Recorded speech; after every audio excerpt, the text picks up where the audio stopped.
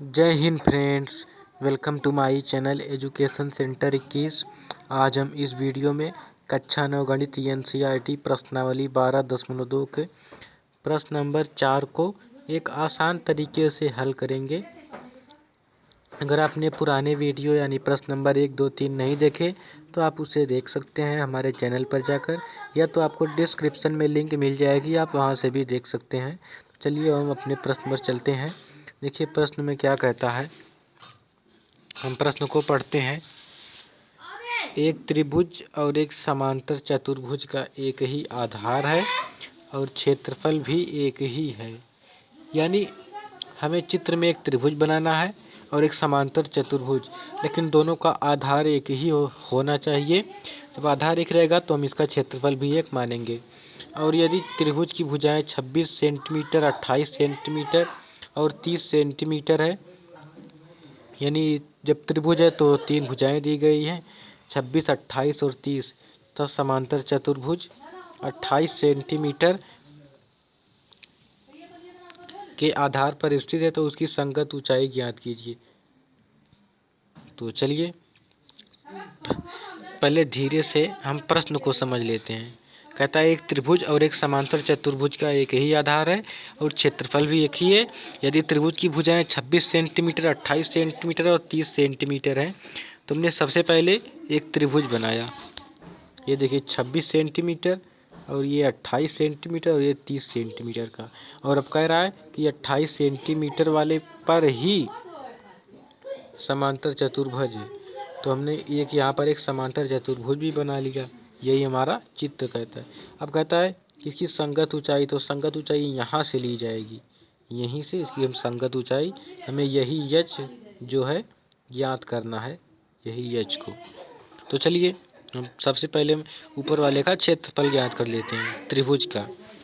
तो त्रिभुज ABC में क्षेत्रफल ज्ञात करने का तरीका आप लोग जानते हैं। पहले यस निकालेंगे, फिर यस निकाल के फिर हीरोन के सूत्र से हम उसका क्षेत्रफल ज्ञात कर लेंगे। तो यस निकालने के लिए हम तीनों भुजाओं को जोड़ते हैं, फिर 2 से भाग देते हैं। देखिए पहली भुजा 26 है, दूसरी 28 और 30।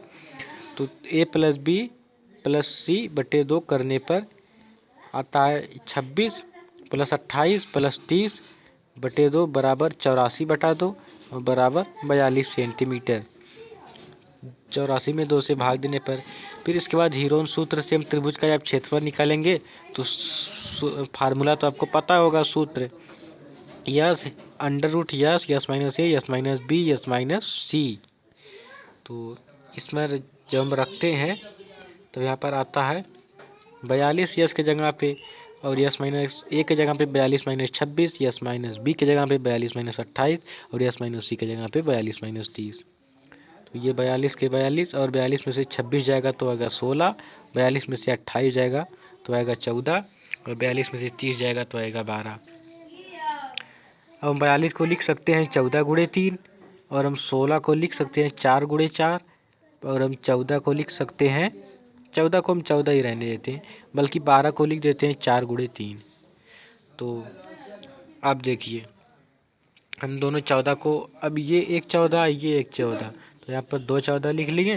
फिर ये 2 4 है, एक 3 4 है, यहाँ पर 2 4 1 है, तो ये वाला 2 4 यहाँ पर आ गया। अब बचता है, अब हम इस 4 को लिख सकते हैं 2 × 2, तो यहाँ पर हमने 2 × 2 लिख दिया। अब एक यहाँ पर 3 बचता है, यहाँ पर 3 बचता है, तो ये दोनों यहाँ पर आ गए। यानी कि अब कड़ी ख़त्म हो जाएगी।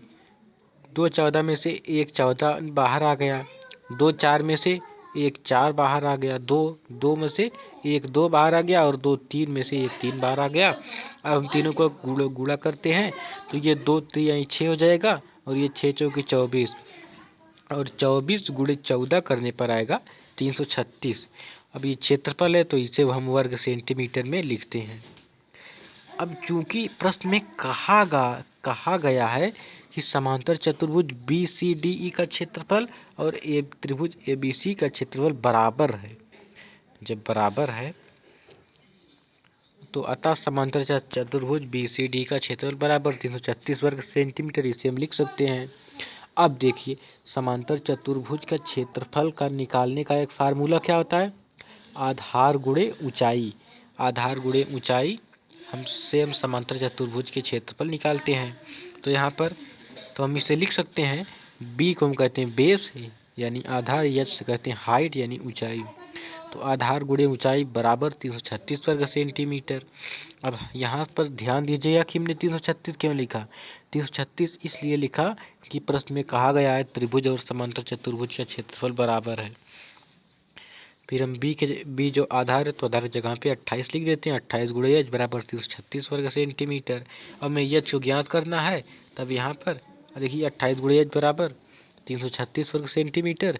अब यहाँ पर 28 जो है गुणे में इस साइड आएगा तो भाग में आ जाएगा, और अब 28 से हम 336 में भाग देंगे तो आ जाएगा 12, यानी एच बराबर 12 सेंटीमीटर। यही हमारा आंसर है। जो समलंब की ऊंचाई आई है ये 12 सेंटीमीटर है। तो हम लोगों ने इस तरीके से निकाला। तो अगर आप इसे नहीं समझे तो दोबारा देखिए, अगर फिर नहीं समझे तो दोबारा देखिए, अगर उसके बाद भी नहीं समझे तो पहली बार में कमेंट करके पूछ लीजिए जहाँ पर भी ना समझ में आया हो। और वैसे भी हमने इतने से समझाया तो आपको समझ में आ गया होगा। समझ में आया होगा तो आप हमारे चैनल को सब्सक्राइब भी कर सकते हैं। हम मिलेंगे नेक्स्ट वीडियो में, तब तक के लिए जय हिंद।